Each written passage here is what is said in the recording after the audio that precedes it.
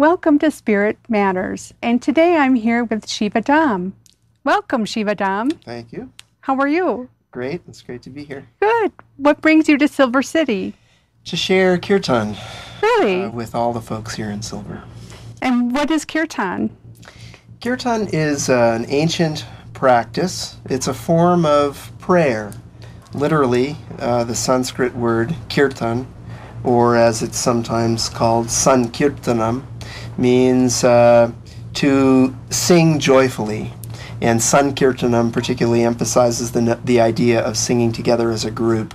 So it's a group practice where we invoke the names of the divine, typically in Sanskrit or Hindi. We're singing to and about the Hindu deities, typically. Kirtan is not about performance, so Parvati and I do not perform kirtan.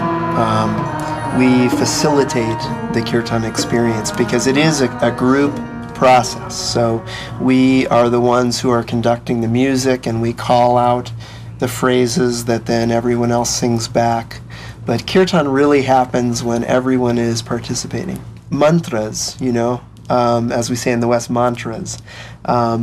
So Shri Ram, Jai Ram, Jai Jai Ram is a popular one. And what does that mean? This means victory to the venerable Rama.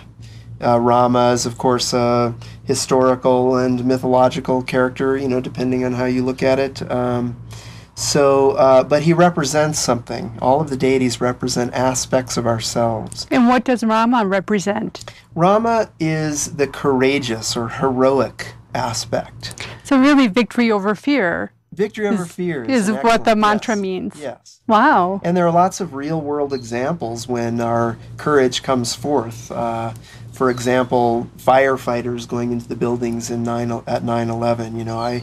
I think of those firefighters very much as manifestations of Ram, that selfless willingness to serve others, even at one's own peril. This is the story of Rama.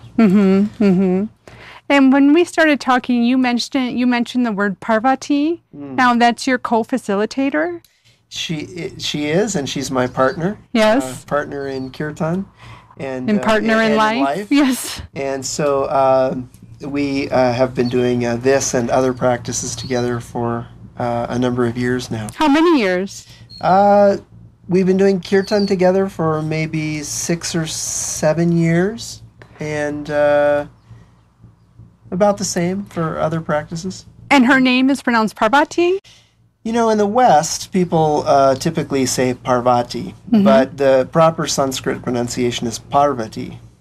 So some people say, well, what does it really matter? And one thing I point out is that, if you were saying it to someone who speaks a native Indian language, they might not understand you if you said Parvati. And this is true for all of the words that we use in kirtan. My particular emphasis is in pronunciation. I really value that aspect of it.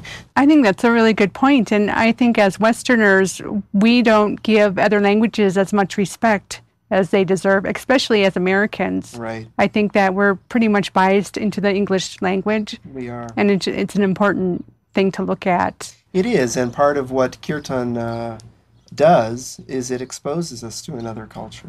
We repeat these sacred phrases in a different language, and we manage to experience something of that culture through the language. So it's Parvati. Parvati. Yes. And what does Parvati mean? Parvati literally means daughter of the mountains. Oh. So Parvat is mountain, and the E on the end means a feminine form. And so she is an aspect of the divine feminine, the goddess, who was born in the Himalayas and who continues to reside in the Himalayas. And what does Shivadam mean? Shivadam. Shivadam, yes, is the proper pronunciation. And it literally means well-being, prosperity, auspiciousness. And the root word many people may recognize is Shiva. And I think this is where also Shiva gets his name, is from this early Sanskrit root, meaning auspicious and well-being. just happens to work out that Parvati and myself happen to feel oriented toward the divine couple of Shiva and Parvati, but our names came to us in ways not related to that directly. Were they? Did you get them in dreams, or? We are both initiates of a Sufi lineage, and as with many spiritual traditions, when a devotee initiates or enjoins with a spiritual lineage, often they will be given a spiritual name. And in our case, we weren't given names directly for some time, and we had to keep asking for them or feeling into what a good name for us might be. And at one point, our spiritual guide gave Parvati the name Durga. And Durga is another manifestation of the goddess Parvati, but she's associated with war, and she rides on a tiger with weapons. And Parvati's feeling was that she's trying to move toward a more gentle way of living so that Parvati fit better. So she asked, "Can I have Parvati instead?" And our guide said, "Of course." Of course. And in my case, my name came about because of my personal interest in Shiva, in part. A friend of mine who's also interested in Shiva just happened to combine my name Adam with Shiva, and it appeared Shivadam. And as a student of Sanskrit, I recognized that this is an actual Sanskrit word, at which point I asked my guide, "Can I take this name Shivadam?" And he said, "Oh yes, in fact, his musical guru, Pandit Prannath, had given him a mantra that begins with the word Shivadam." Oh, wow. So that was a nice... so there's a lot of connections there. Yes, an auspicious moment. So now this is the third time that you've been to Silver City performing kirtan, and I know that you're coming again in December. December 6th. Yes, and I have to ask you, I know that you don't make any money doing this. I know that what you get from doing this is you get mileage reimbursement. And you're sharing kirtan for probably an hour and a half to 2 hours. Plus you're driving to and from Phoenix, which is about 5 hours. Plus, I know it takes a considerable amount of energy and time to set up the studio and tear down the studio space. Now, the question on my mind is why? Why? Why would you spend so much time and energy doing this with such a little financial reward? Yeah. Well, because the rewards are much greater than any financial reward could be. Kirtan, as with so many spiritual practices, imbibes us with inner rewards. We derive many spiritual rewards. It's really a transformative practice. Internally, my greatest benefit is an ever-growing and deepening sense of inner peace and equanimity. That's primarily what I get out of the kirtan practice. And of course then that extends into my relationships in the world. So that kind of change, that kind of benefit for me is much more valuable than gold. So you are receiving a reward but not a financial reward. Exactly, yes. Now one last question to put you on the spot.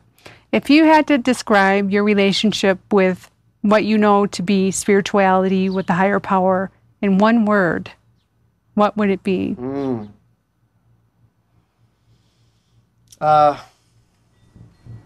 United. United. Yeah. And of course this is an experience that I'm cultivating through spiritual practice that I hope to fully become aware of at some point. But ultimately my sense, my strong conviction is that I learn from all of my spiritual practices and teachers is that we are one and the same as the divine. And the key to happiness is to uncover that awareness consciously.